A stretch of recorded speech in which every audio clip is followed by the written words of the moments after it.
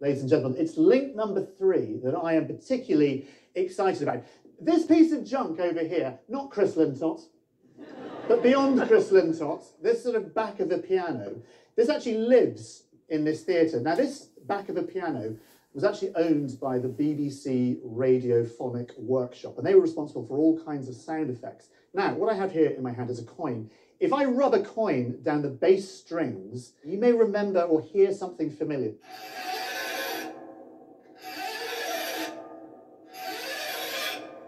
It's the TARDIS! It's the TARDIS!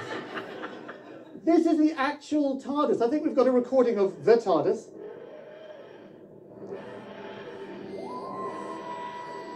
So, honestly, like,